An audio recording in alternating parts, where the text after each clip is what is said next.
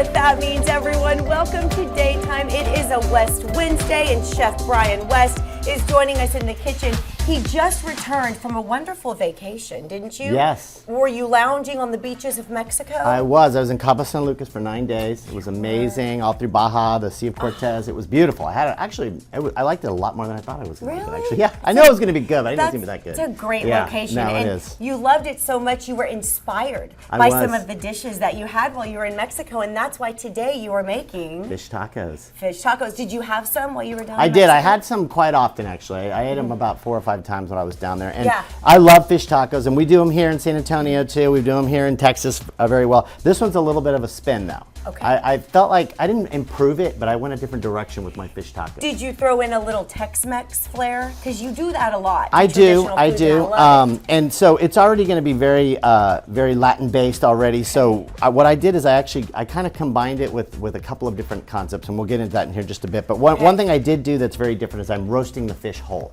So I'm actually going to tear the fish off of a whole fish. So instead of frying it, deep fat frying it, what they would normally do, they'll take them, and sometimes they grill them too. But I roasted them whole because that's a really, really delicious way to cook a fish. So are you telling me there is an entire fish, the head and eyeballs and everything in that oven right yes, there? he's hopefully he's going to make it. So. He's going to be looking at me, isn't he? Yeah. That always creeps me out when they serve you a fish and the eyeballs just looking at you from the plate. It is, and it's hard to weird. butcher down too. So sometimes it's kind of a dying art form on that one too, with how to cut a fish and whatnot. I'm also putting them. They go good on corn and on flour, but I put them on flour on this one because of the heaviness of the dish. But anyways, I want to start off with my dressing. Okay. So usually they'll do some sort of an aioli, which is just kind of a modified mayonnaise or a sour cream, something like that. I'm kind of doing more of an English flair on this one, so I'm putting malt vinegar in mine. Okay. So which is very unorthodox. Well, you're kind of a loose cannon. Like I am that. a loose cannon. You're a wild and crazy guy. I am a wild in the kitchen. like Steve Martin. You are. I just dated the myself. best kind. Yeah. Yes.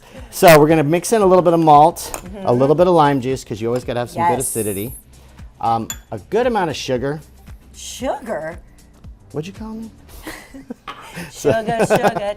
So we're gonna mix all that in, get it all happy. I'm gonna put some more malt in there. Just a little more malt.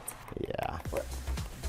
Malt vinegar. I don't think I've ever. You can kind of smell it. Maybe I've tried it, but I've so never cooked with in it. cooking, when you start getting into cooking more and more, you start realizing that it's all about the acid control, and so you really want it to get a nice flavor in there, and it really helps with also if you're like trying to cut down on your salt. More acid in the diet is going to be better. So let me smell that. yeah, smell it.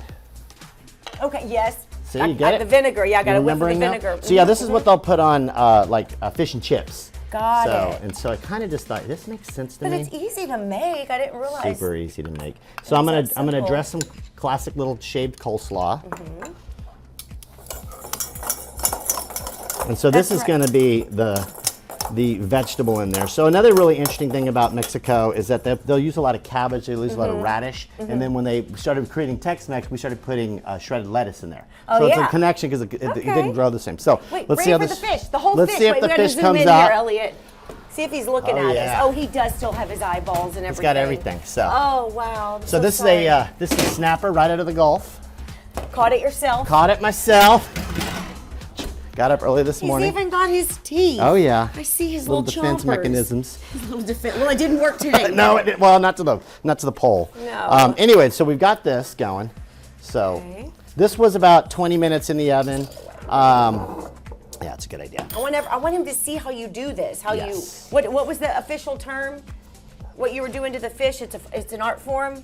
Butchering the fish or just taking the fish apart, like just cutting the fish apart and deboning it. Sorry, that's what I was trying to get it. Yeah. So you can take some of the skin off here, but what I want you to notice is just how tender this meat is. So you can kind of just see it's super flaky.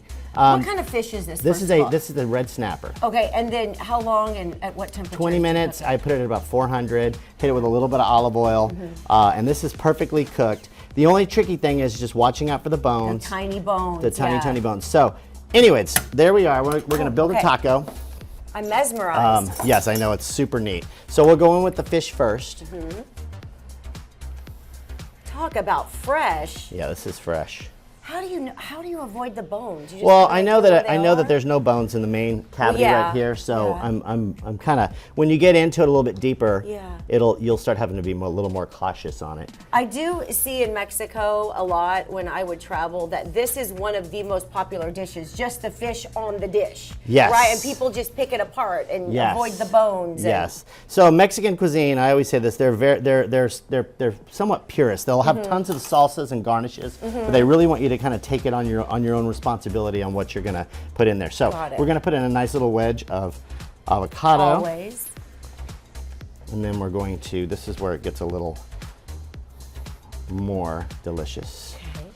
Let's see here, and then we're going to do a little bit of mango. Sorry, losing my earpiece here. Technical issues. Hold Technical on a second. issues. Slipping out of my ear as we I thought it was your speak. earring. There we go. There we go. And then we're going to put some mango in there just for a little bit of refreshment and a little bit of spark of sugar. We're going to re-season because you can't really season inside of the fish even though they live in the ocean. True. But They're not salty theoretically, I guess they're naturally. kind of brining themselves. Maybe. Yeah. Marinating. And then we're going to put in the coleslaw. So if you're, this is really where it comes into play, where you're going to get a lot of creaminess and a lot of really good textures by putting this in here. So beautiful.